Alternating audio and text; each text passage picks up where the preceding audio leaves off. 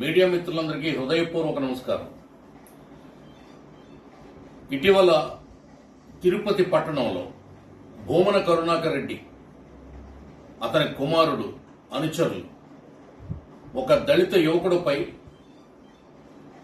కర్రలతో లాఠీలతో విరుచుకుపడ్డారు.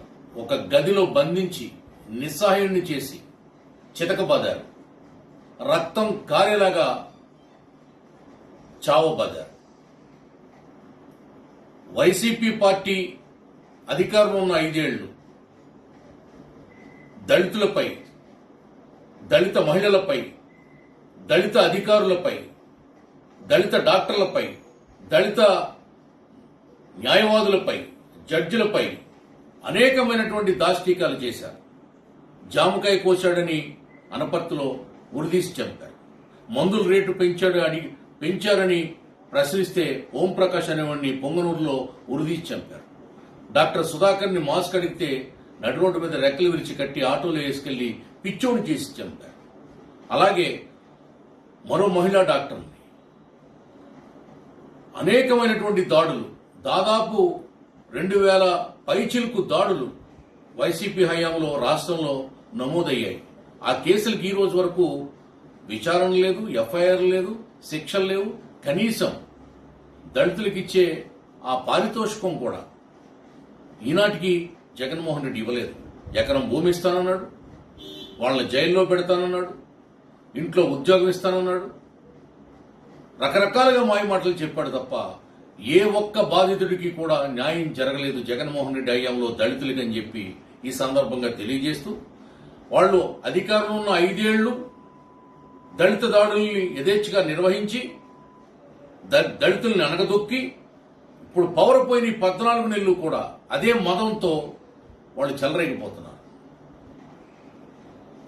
అధికార మదంతో ఆనాడు, ధన మదంతో ఈనాడు దళితులపై దాడులు చేస్తున్నారు. ఎవడిచ్చాడు ఈ అధికారం జగన్మోహన్ రెడ్డికి, భూమన కరుణాకర్ రెడ్డికి, అతని కొడుక్కి, అతని అనుచరులకి అని చెప్పి ప్రశ్నిస్తున్నారు. మీకు దళితుల ఓట్లు కావాలి, దళితులంటే మీకు ఓటు బ్యాంకుగా మీకు మారాలి, కానీ వాళ్ళు మీకు బానిసల్లాగా, మీ ఇంటి కుక్కల్లాగా పడుండాలా? ఏం తప్పు చేశాడని ఆ దళిత యువకుడిని తిరుపతిలో ఆ విధంగా కొట్టారు. తిరుపతి పట్టణం అంటే ఆధ్యాత్మిక కేంద్రంగా ప్రపంచంలో దానికి ఒక బ్రాండ్ ఉంది. ఆ బ్రాండ్ను చెడగొడుతూ ఏమిటి రౌడీయిజం, ఏమిటి గూండాయిజం, ఏంటి దారుణం అని చెప్పి భూమన కరుణాకర్ రెడ్డిని ప్రశ్నిస్తున్నాను. నువ్వెంతో నీతి కవులు చెప్తావు కదా, సుమతి శతకం చెప్తావు కదా, తిరుపతిలో గోవులు చచ్చిపోయి అంటావు, గగ్గోలు పెడతావు, తిరుపతి కొండ మీద అక్రమాలు జరుగుతున్నాయంటావు. ఏం చేశారు అసలు మీరు? రాజశేఖర రెడ్డి పరిపాలించిన 6 సంవత్సరాలు గాని, జగన్మోహన్ రెడ్డి పరిపాలించినటువంటి 5 సంవత్సరాలు గాని దళితుల కోసం ఒక్క పథకం పెట్టిన పాపాన్ని మీరు పోలేదు. మీరు పెట్టింది ఏంటంటే దళిత గోవిందం అని చెప్పి దళితుల నెత్తి మీద శటకోపం పెట్టి ఆ ప్రోగ్రాంలో కూడా 100,000 కోట్లు భూమన కరుణాకర్ రెడ్డి దోచుకున్నాడు అన్నాడు టీటీడీ చైర్మన్ గా. అంతకంటే దళితులకు మీరు చేసింది ఏముంది? 29 రకాల సంక్షేమ పథకాలని తెలుగుదేశం పార్టీ పెడితే మీరు దాన్ని పీకి పారేశారు 5 సంవత్సరాలు. ఆ ఎస్సీ ఫైనాన్స్ కార్పొరేషన్ 3 ముక్కలు చేసి పనికి రాకుండా తాళాలేసి పెట్టారు. తెలుగుదేశం పార్టీ దళితుల కోసం కంకణం కట్టుకున్నటువంటి, దళితోద్ధరణ కోసం కంకణం కట్టుకున్నటువంటి, అంబేద్కర్ భావజాలంతో పుట్టినటువంటి పార్టీ తెలుగుదేశం పార్టీ. ఆవేళ తెలుగుదేశం పార్టీ పెట్టినప్పుడు అన్న నందమూరి తారక రామారావు గారు 2 దళితులకి పార్టీ ప్రధాన కార్యదర్శి పదవులు ఇచ్చి గౌరవించారు. తర్వాత అనేక మంది దళితుల్ని రాజకీయంగా పైకి తీసుకొచ్చారు. మొట్టమొదటి రెవెన్యూ మంత్రిగా పి మహేంద్రనాథ్ అనే ఒక దళితుడిని తెలుగుదేశం పార్టీ గవర్నమెంట్ ఆ రోజు ఎన్టీఆర్ గారు చేయడం జరిగింది. తర్వాత చంద్రబాబు నాయుడు గారు బాలయోగి లాంటి దళితుడిని లోక్సభ స్పీకర్ గా చేసినటువంటి ఘన చరిత్ర తెలుగుదేశం పార్టీది, చంద్రబాబు నాయుడు గారిది. అలాగే ప్రతిభాభారత్ అనే దళిత మహిళను రాష్ట్ర అసెంబ్లీ స్పీకర్ గా చేసినటువంటి ఘనత కూడా చంద్రబాబు నాయుడు గారిది, తెలుగుదేశం పార్టీది. కాకి మాధవరావు అనే ఐఏఎస్ ఆఫీసర్ని, దళిత అధికారిని ఈ రాష్ట్రానికి చీఫ్ సెక్రటరీ చేసినటువంటి ఘన చరిత్ర కూడా చంద్రబాబు నాయుడు గారిది, తెలుగుదేశం పార్టీది.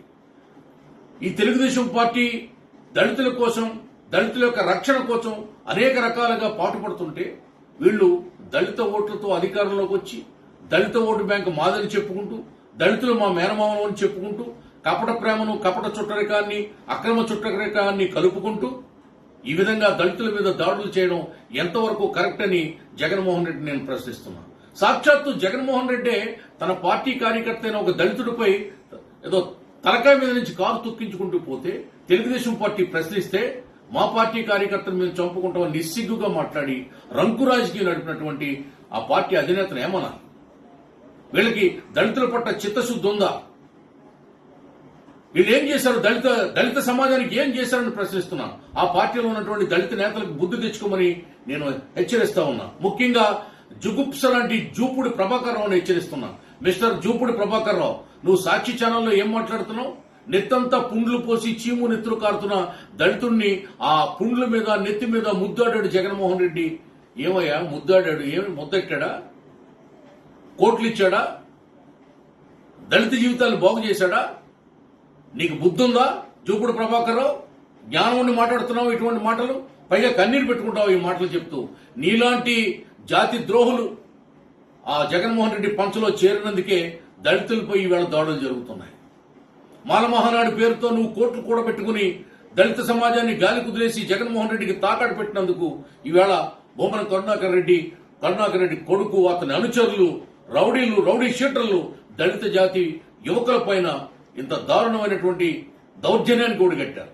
కళ్లు తెరవమని వైసీపీలో ఉన్నటువంటి దళిత నాయకుల్ని కోరుతున్నాను. జగన్మోహన్ రెడ్డి ఆటలు ఇంకా సాగవు. ఇక్కడ ఉన్నది కూటమి ప్రభుత్వం. మీ తాట తీస్తాం.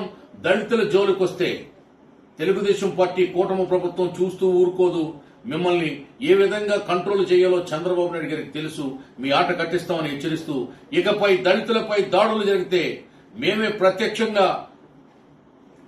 ప్రతి దాడులకి వెళ్లాల్సినటువంటి పరిస్థితి ఉంటుందని గుర్తుంచుకోమని ఆ పార్టీని హెచ్చరిస్తూ సెలవు తీసుకుంటున్నా. జై తెలుగుదేశం, జై జై తెలుగుదేశం.